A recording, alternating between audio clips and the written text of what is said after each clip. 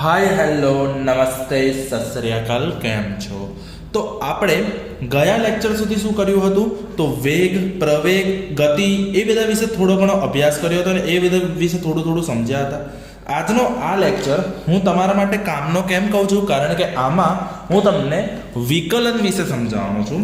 સમજી લો, વિકલન અને સંકલન બે બહુ જ કામના કન્સેપ્ટ છે. કયા બેટા? વિકલન અને સંકલન. ડન છે? કયા બેટા? વિકલન અને સંકલન. વિકલન કોને કહીએ છીએ? સમજો, વિકલનને ઇંગ્લિશમાં કહે છે ડિફરન્સિએશન. ડિફરન્સિએશન માટે સિમ્બોલ હોય છે એનો ડી. શું હોય છે બેટા? ડી. તમે સમજી લો, વિકલનનો કન્સેપ્ટ એટલો કહું કે એવું વિચારો કે તમને કંઈક રોગ થયો, ધારો કે ન કરે નારાયણને તમને કંઈક રોગ થયો છે. હવે તમને રોગ થયો છે તો આપણે રોગનો ખબર પડતી નથી એટલે આપણે શું કરીશું? બ્લડ રિપોર્ટ કરાવીશું. બ્લડ રિપોર્ટ કરવા માટે તમે ડૉક્ટરની પાસે ગયા. ડૉક્ટર શું કરશે? શું તમારી બોડીનું આખું બ્લડ કાઢી નાખશે? ના. એ સિમ્પલી એક જ વસ્તુ કરે છે કે તમારા બોડીમાંથી થોડુંક સેમ્પલ લઈને સેમ્પલ પર ટેસ્ટ કરે છે. સેમ સિચ્યુએશન વિકલન એવું છે કે જ્યારે તમે ઘણા બધા મોટા ભાગોનો અભ્યાસ ના કરી શકો ત્યારે તમે એ વસ્તુને ખૂબ નાની બનાવી દો છો અને એનો નાનો અભ્યાસ સમજો છો તો એને વિકલન કહેવાય. હા કે ના? હાઈવે વાળું ઉદાહરણ મેં તમને આપેલું હતું. તો હવે સમજો, વિકલન વિશે વિચારવા જઈએ તો સૌથી પહેલાં ગાણિતિક રીતે જોવા જઈએ તો ચલો, વાય એ ધારો કે એક્સનું એક વિધેય છે. y is equal to f of x. F એટલે ફંક્શન. ફંક્શનને ગુજરાતીમાં કહેવાય વિધેય. શું કહેવાય બેટા? વિધેય. તો વાય એ એક્સનું કોઈ વિધેય છે. તો આવા સિચ્યુએશનમાં ધારો કે એક્સમાં થતો ફેરફાર અને વાયમાં થતો ફેરફાર delta Y upon delta X લઈએ. બરાબર છે? હવે સમજો, અગર આ જે ફેરફાર છે, ફેરફાર એટલે ડેલ્ટા, ફેરફાર એટલે ડેલ્ટા, ડેલ્ટા એટલે અંતિમ માઇનસ પ્રારંભિક. તો આપણે આ જે ફેરફાર છે એ ફેરફારને ઘણો નાનો કરી દો તો limit delta x tense two 0. તમે આ ફેરફારને ઓલમોસ્ટ 0 બનાવી રહ્યા છો. લિમિટનો મતલબ એવો થાય છે કે જે ટેન્સ ટુ હોય, એરો એટલે એ તરફ જશે. એટલે ડેલ્ટા એક્સની વેલ્યુ 0 થવા માંગે છે પણ 0 થઈ શકશે નહીં ક્યારે પણ. સમજો, એ 0.00000000000000001 થઈ જશે પણ ક્યારે 0 બની શકશે નહીં. Delta Y upon delta X, આ સિચ્યુએશનમાં તમે જ્યારે આટલો આ ફેરફારને એકદમ નાનો બનાવો છો તો એને કહેવાય છે ડીવાય અપોન ડીએક્સ. શું કહેવાય? Dy upon dx. ખબર પડી ગઈ? તો આને બોલાય એ રીતે કે વાયનું એક્સની સાપેક્ષે વિકલન.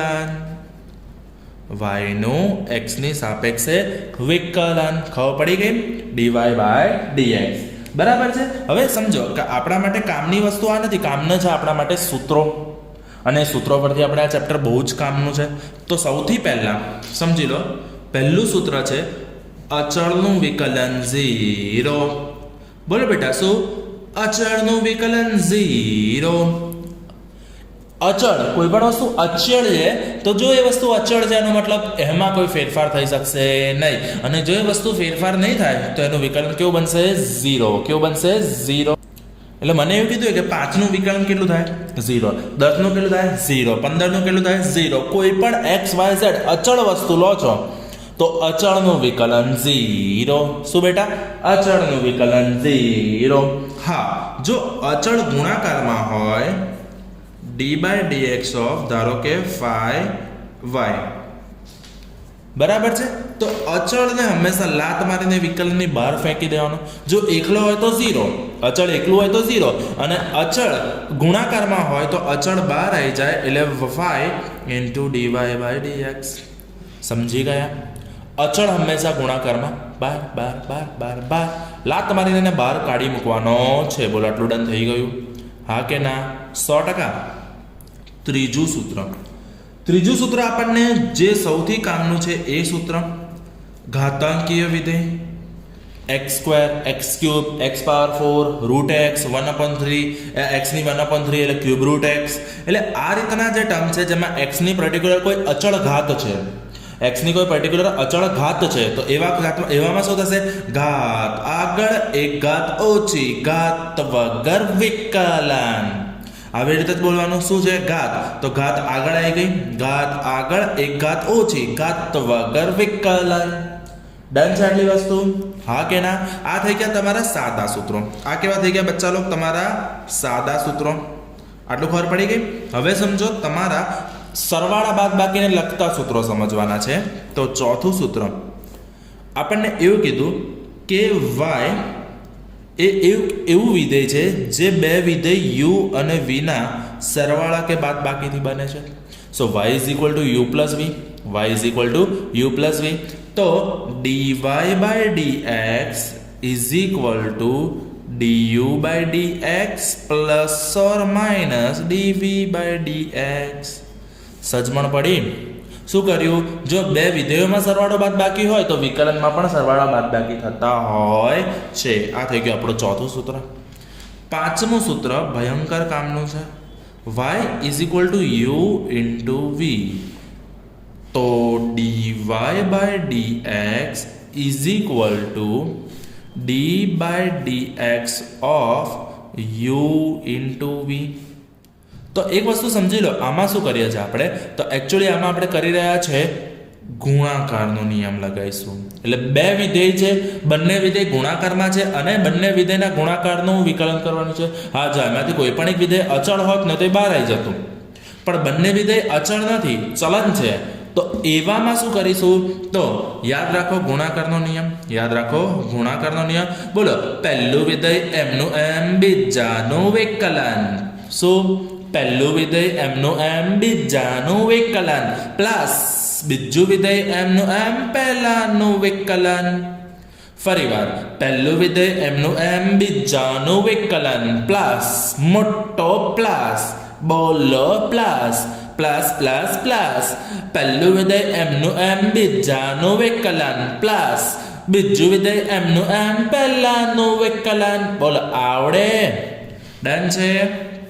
હા કે ના? આ સૂત્ર થઈ ગયું. પહેલું વિધેય એમનું એમ, બીજાનું વિકલન પ્લસ બીજું વિધેય એમનું એમ, પહેલાનું વિકલન. બોલો, પહેલું વિધેય એમનું એમ, બીજાનું વિકલન પ્લસ બીજું વિધેય એમનું એમ, પહેલાનું વિકલન. આ થઈ ગયો ગુણાકારનો નિયમ. આ થઈ ગયો ગુણાકારનો નિયમ. એવી રીતે y is equal to u upon v આવ્યો.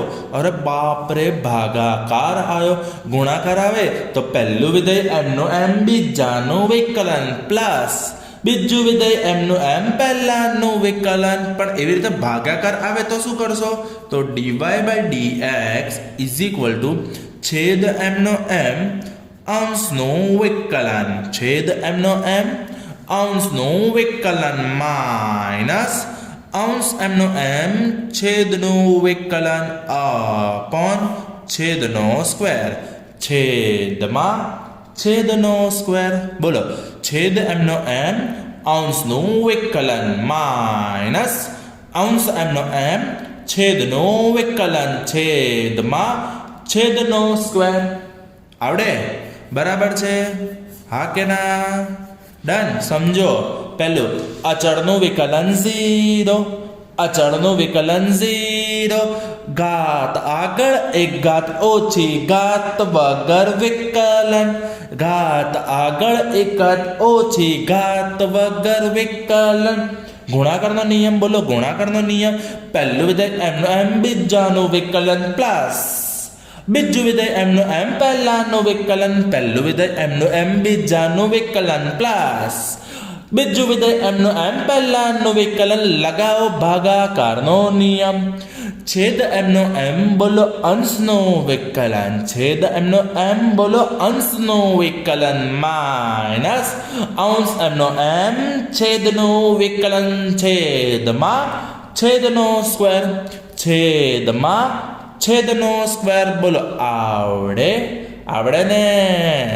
ફરીવાર, અચળનું વિકલન 0, અચળનું વિકલન 0, ઘાત આગળ એક ઘાત ઓછી, ઘાત વગર વિકલન, ઘાત આગળ એક ઘાત ઓછી, ઘાત વગર વિકલન. બોલો, પહેલું વિધેય એમનું એમ, બીજાનું વિકલન પ્લસ બીજું વિધેય એમનું એમ, પહેલાનું વિકલન, છેદ એમનું એમ અંશનું વિકલન માઇનસ અંશ એમનો એમ છેદનું વિકલન, છેદમાં છેદનો સ્ક્વેર, છેદનો સ્ક્વેર. હવે આપણે વાપરીશું સાંકળ નિયમ, ચેઇન લો, જંજીર લો. સમજી ગયા? તો આટલો પહેલા સૂત્ર મોઢે કરી દો બેટા. તો હવે ચાલુ કરીશું જંજીર. અમિતાભ બચ્ચનનું જંજીર નહીં, સાંકળ નિયમ, ચેઇન રૂલ. આપણે સાંકળ નિયમ નહીં કહીએ, આપણે એને ચેઇન રૂલ જ કહેવાની આદત પાડીશું. ચેઇન રૂલમાં કેવું હોય સમજો.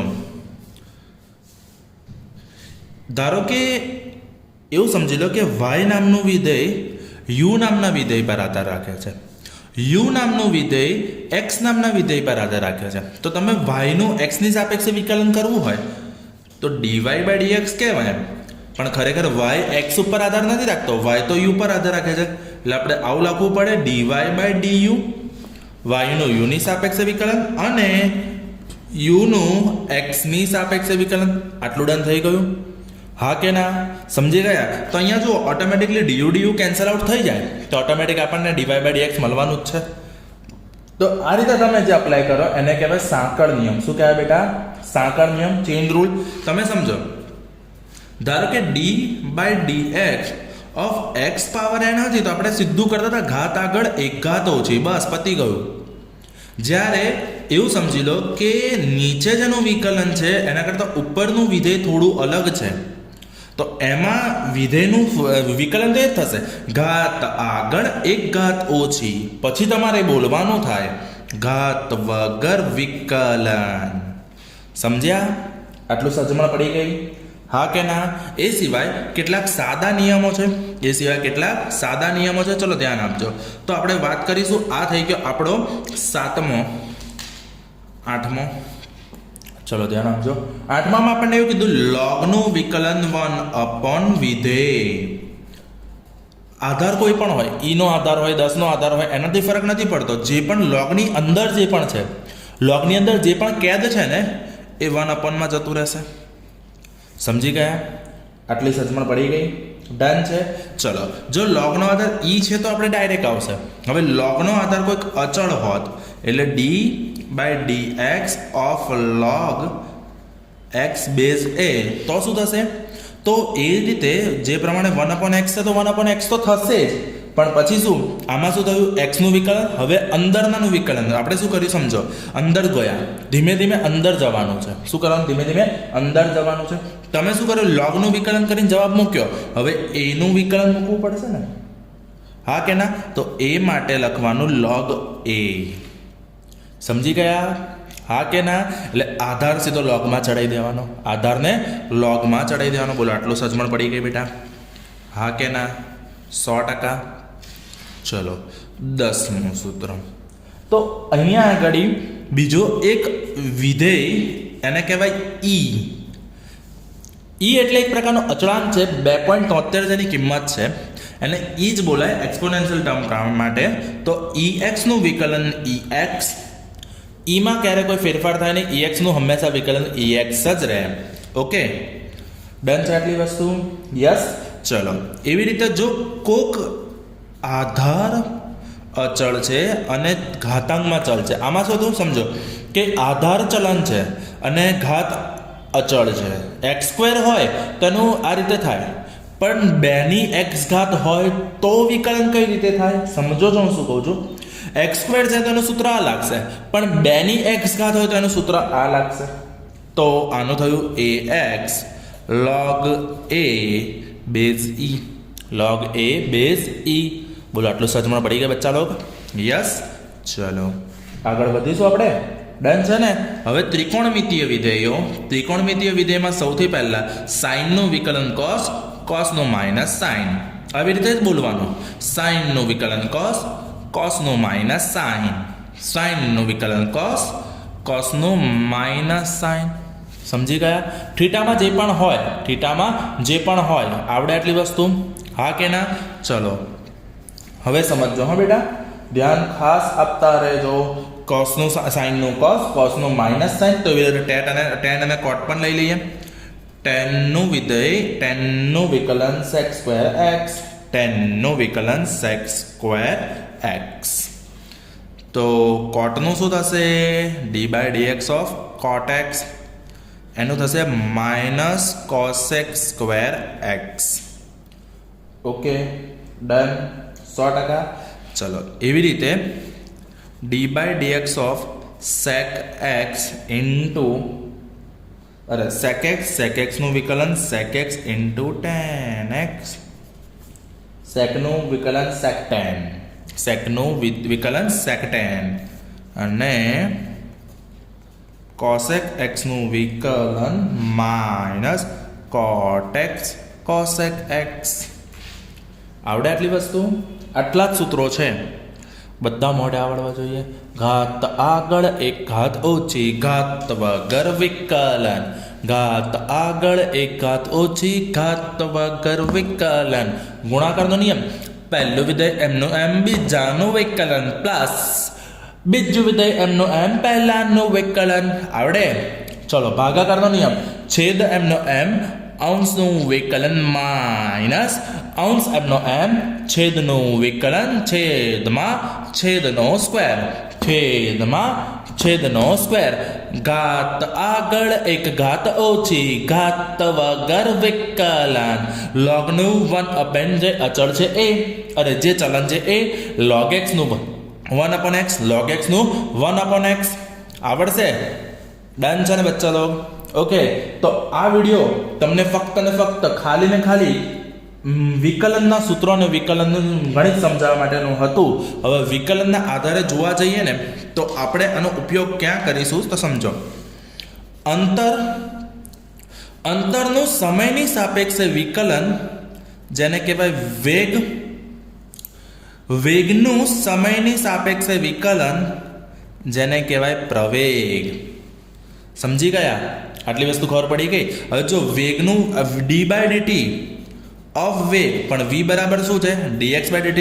તો d by dt of x થયું કે ના થયું? સમજ્યા? v ની જગ્યાએ મેં શું લખ્યું? dx by dt. v ની જગ્યાએ શું લખ્યું? dx by dt. તો આ થઈ જાય d2x અપોન dt સ્ક્વેર. આ શું થઈ ગયું બાળકો? d2x upon dt square. એનો મતલબ આ જે અંતર છે એ અંતરનું 2 વખત વિકલન કરવાનું. અંતર છે અંતરનું 2 વખત વિકલન કરવાનું. એક્સનું પહેલું વિકલન એક્સ ડોટ કહેવાય, જે વેગ મળે, અને એક્સનું બીજું વિકલન એક્સ ડબલ ડોટ કહેવાય, જે પ્રવેગ મળે. તો આજના લેક્ચરમાં આટલું સચમણ પડી ગઈ બેટા. ઓકે, તો આટલા સૂત્રો મોઢે કરી ચકાચક તૈયાર કરી દો, એટલે તમને પ્રેક્ટિસ મોકલું છું. ડન છે? Okay, thank you. That's it from my side. You're a superhero.